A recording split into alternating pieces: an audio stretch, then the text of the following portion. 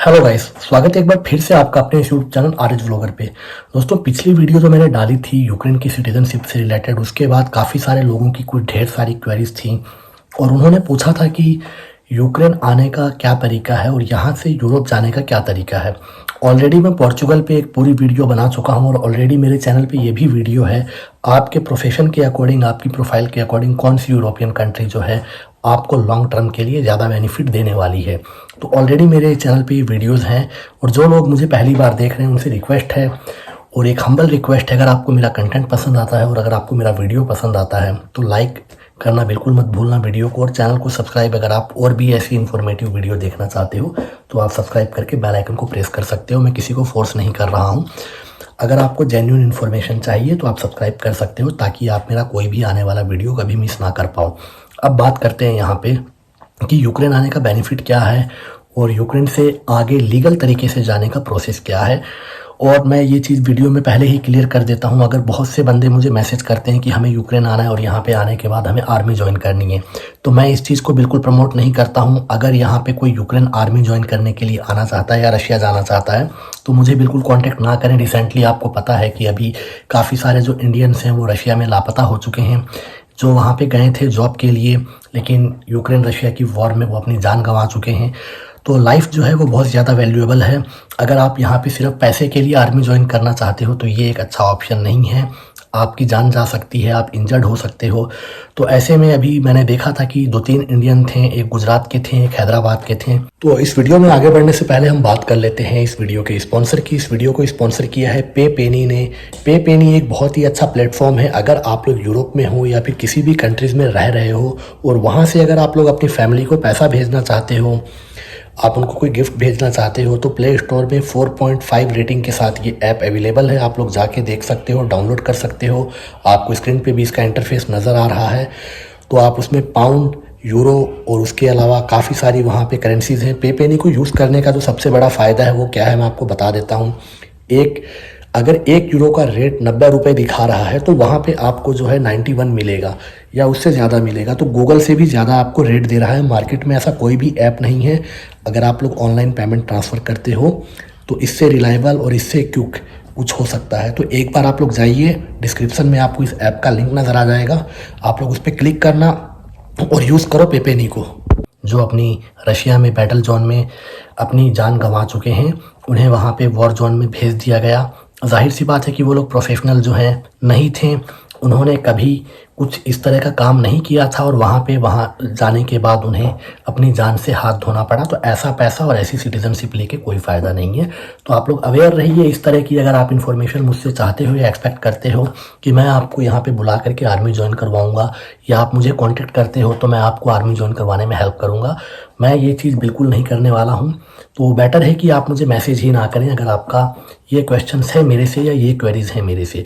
अब मैं आपको बताता हूँ कि यहाँ पे यूक्रेन आने का बेनिफिट क्या है और यहाँ से आप आगे कैसे जा सकते हो।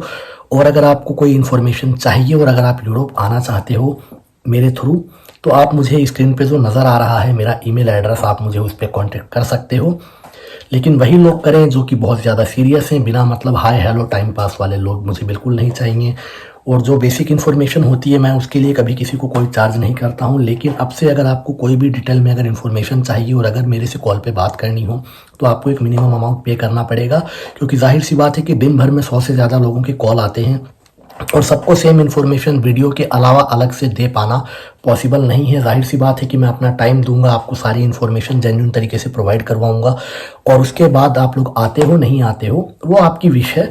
लेकिन अगर आप मुझे इंस्टा पे मैसेज करते हो, जो आपके बेसिक के सवाल होंगे मैं उनके जवाब बिल्कुल सबको देता हूँ, चाहे कोई भी बंदा हो, तो आपको भी मिलेगा। लेकिन अगर आपको पर्सनल कुछ बात करनी है, कुछ इन्फॉर्मेशन चाहिए, अपनी प्रोफाइल से रिलेटेड आपको डिस्कशन करना है, तो आपको उसके लिए एक मिनिमम अमाउंट पे करना पड़ेगा। तो अब आगे बढ़ते हैं वीडियो में।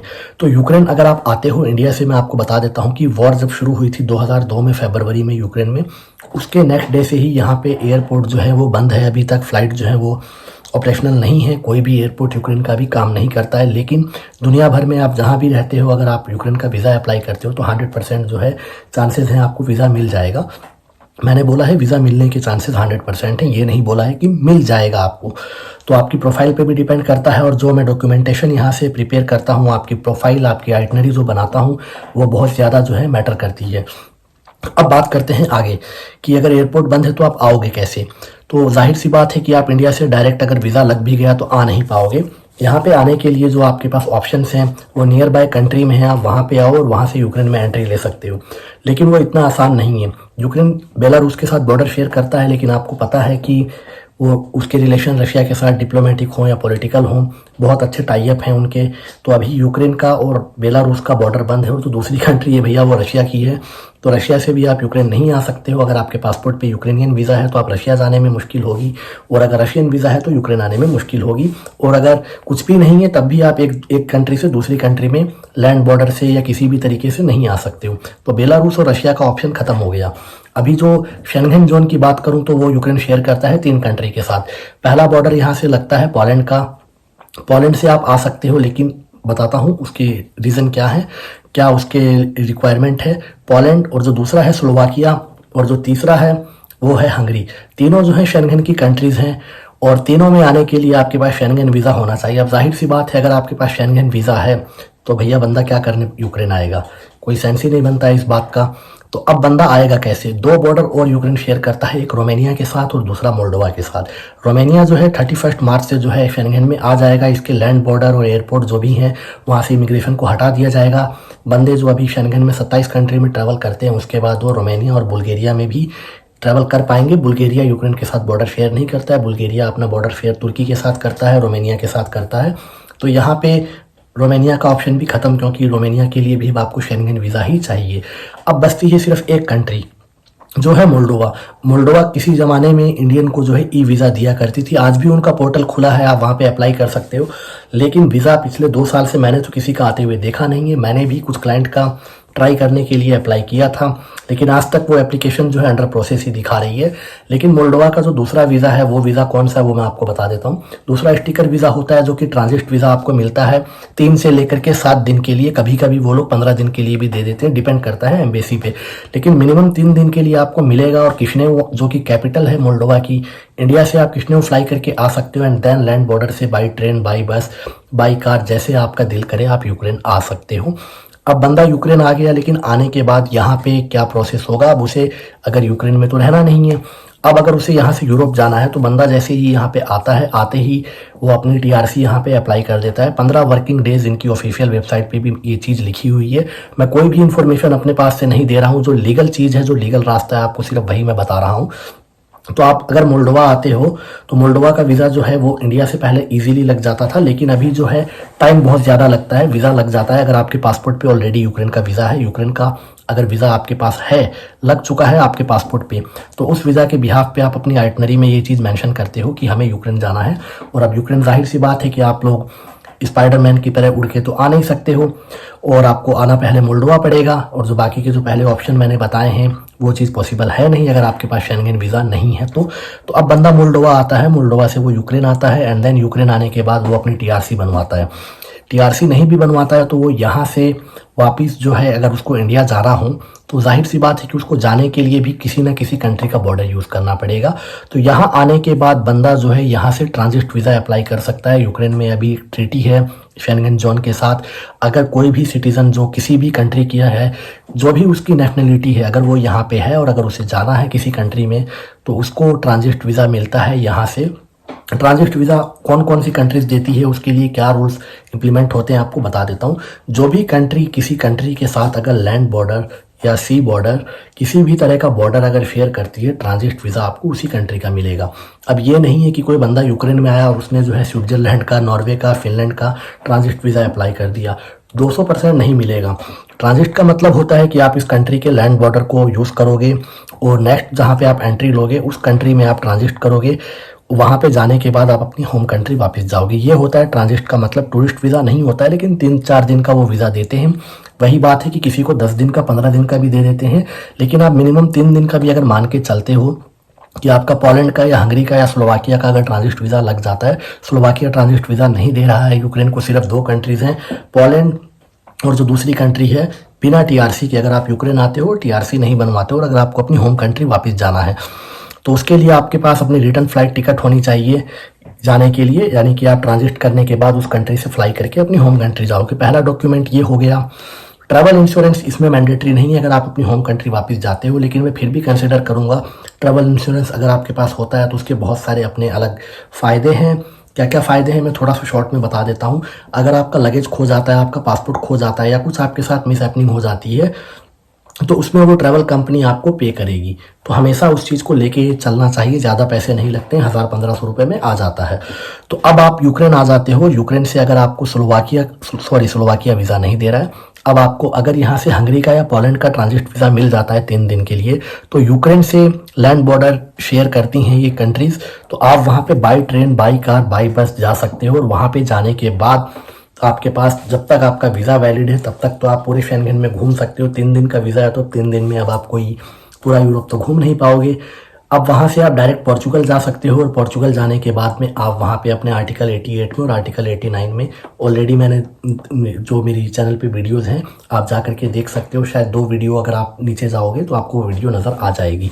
तो अब बंदा पोर्चुगल जाने के बाद अपनी फ़ाइल लॉक करा सकता है एंड देन उसके बाद उसको वहाँ पे काम करना है, टैक्स भरना है। जो जो चीज़ें हैं मैं उस वीडियो में एक्सप्लेन कर चुका हूँ। उसका टैक्स नंबर, नीफ और जो भी चाहिए वो सारे वहाँ पे हो जाएंगे। एड्रेस प्रूफ जिसको जुनता बोला जाता है, वो 1 से 1.5 साल में पोर्चुगल का कार्ड मिल जाएगा।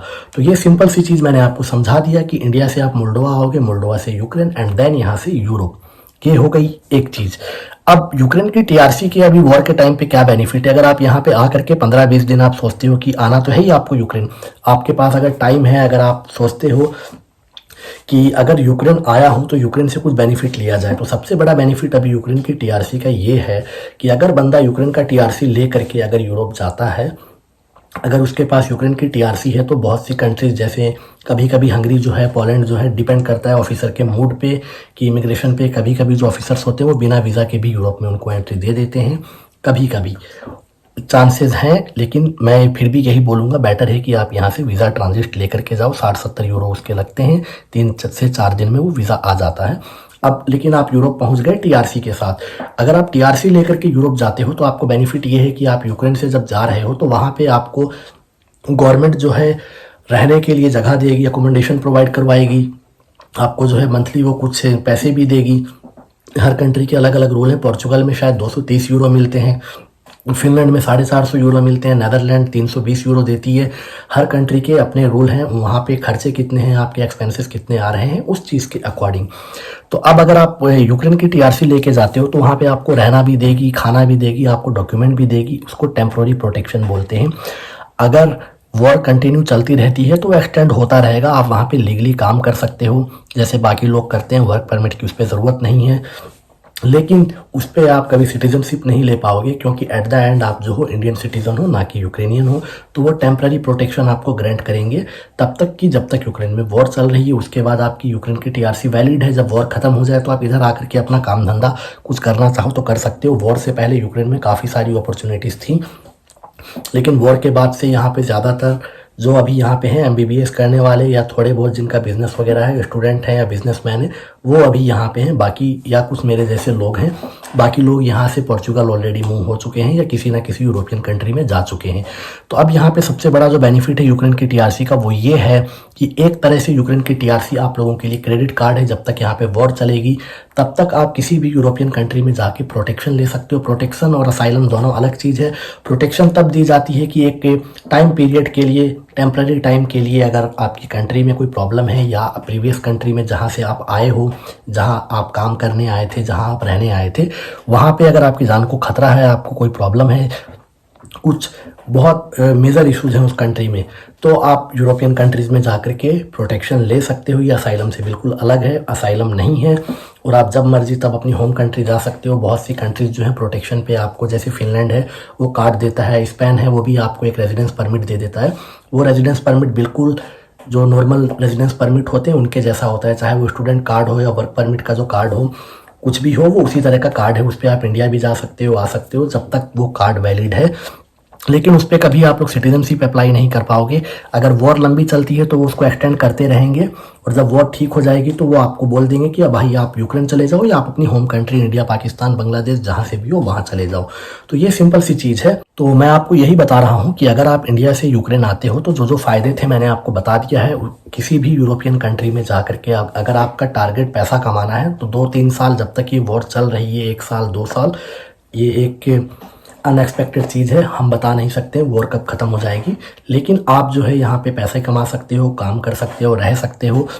यूक्रेन की टीआरसी अगर आपके पास है तो, अगर टीआरसी नहीं है तो आपके पास सिर्फ एक ऑप्शन बचता है, वो है पोर्चुगल। बंदा अगर 3 दिन का ट्रांजिट वीज़ा लेके पोर्चुगल पहुंच गया, पोलैंड से फ़्लाइट पकड़ के पोर्चुगल, बहुत सारी फ़्लाइट्स हैं, दिन में 1-2 फ़्लाइट्स होती हैं, और यूरोप में फ़्लाइट्स बहुत सस्ती हैं। जब तक आपका वीज़ा वैलिड है उस टाइम पीरियड में आप पोर्चुगल चले जाओ, वहाँ पे जाके अपनी फ़ाइल लॉक करा दो और अपना टैक्स भरते रहो, अपना काम करते रहो, कोई क्राइम मत करो। जो वहाँ के रूल्स एंड रेगुलेशन हैं पोर्चुगल के, आप उनको आराम से फॉलो करो, और जब आपका कार्ड आ जाए उसके बाद आप इंडिया जाओ। आप यूरोप में घूम फिर सकते हो, लेकिन काम सिर्फ पोर्चुगल में कर सकते हो। करने वाले लोग करते हैं, लेकिन वो लॉ के अकॉर्डिंग नहीं है, वो इलीगल है। पकड़े जाने पे वो आपका जो कार्ड होता है उसको पंच कर देते हैं। जब बंदा वापस अपना कार्ड एक्सटेंड करवाता है तो पोर्चुगल की गवर्नमेंट जो है उनका कार्ड कभी एक्सटेंड नहीं करेगी, क्योंकि वो बोलेंगे आपसे कि हमने आपको अपनी कंट्री में रहना अलाउ किया, हमने आपको कार्ड दिया, फिर भाई तुम जर्मनी में या फिर किसी अदर यूरोपियन कंट्रीज़ में क्या कर रहे थे। तो ये सब चीज़ें हैं, इनको आपको माइंड में रखना है। अब अगर आप यूक्रेन आना चाहते हो और यहाँ से यूरोप मूव होना चाहते हो तो मेरा इंस्टा आपको नज़र आ रहा है, आप मुझे मैसेज कर सकते हो। जो भी बेसिक इन्फॉर्मेशन होंगी मैं आपको प्रोवाइड करवा दूंगा। लेकिन अगर आप अपनी प्रोफाइल मुझसे डिस्कस करना चाहते हो, या आप मुझसे 1 बाय 1 अगर बात करना चाहते हो वीडियो कॉन्फ्रेंस पे या किसी भी तरीके से, तो आपको उसके लिए एक मिनिमम अमाउंट पे करना पड़ेगा।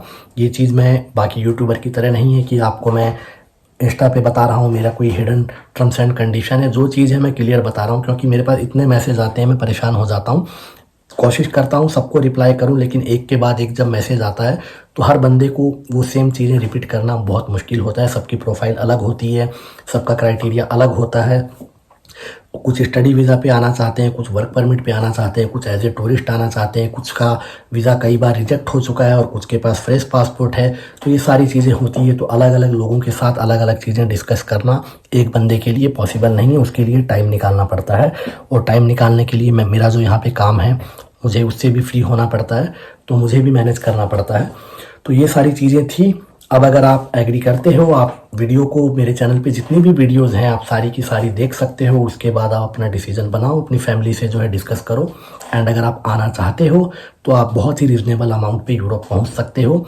और जो मेरे चार्जेस हैं वो भी मैं एक मिनिमम चार्ज सिर्फ करता हूं, जब तक आप यहाँ नहीं पहुंचते हो। यहाँ पे आने के बाद मैं पेमेंट लेता हूँ। ये चीज़ भी मैंने आपको वीडियो में ही बता दिया। तो मिलते हैं हम किसी अगली वीडियो में किसी नई इन्फॉर्मेशन के साथ यूरोप से रिलेटेड। और उसके अलावा अगर आपको अगर आप अपने बिहाफ पे भी अपना टूरिस्ट वीज़ा अप्लाई कर रहे हो, और अगर आपको मेरी हेल्प चाहिए, अगर आपको ट्रैवल आइटनरी बनाना है, या आपको कवरिंग लेटर बनाना है, या आपको अपना वीज़ा एप्लीकेशन फॉर्म फिल करने में कोई प्रॉब्लम आ रही है, तो आप मुझे कांटेक्ट कर सकते हो। उसके लिए आपको एक रीज़नेबल छोटा सा अमाउंट पे करना पड़ेगा।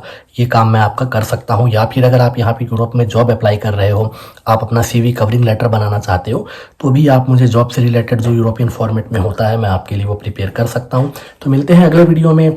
और अगर आपको ऐसी ही इन्फॉर्मेशन चाहिए तो चैनल को सब्सक्राइब कर लेना, बेल आइकन को प्रेस कर लेना। इंस्टा आपको नज़र आ रहा है, फॉलो करके आप मुझे मैसेज कर सकते हो। बिना फॉलो किए अगर आप मैसेज करोगे तो वो मैसेज जो है मेरे पास नहीं आएगा। तो मैसेज करने से पहले आप मुझे फॉलो की रिक्वेस्ट कर देना, एंड उसके बाद आप इमीडिएटली मुझे मैसेज कर सकते हो। मैसेज रिक्वेस्ट आपकी मेरे पास आ जाएगी और विदिन 12 आवर्स आपको जो है मेरी तरफ से रिप्लाई भी मिल जाएगा। मिलते हैं अगले वीडियो में, तब तक के लिए हैव ए गुड डे।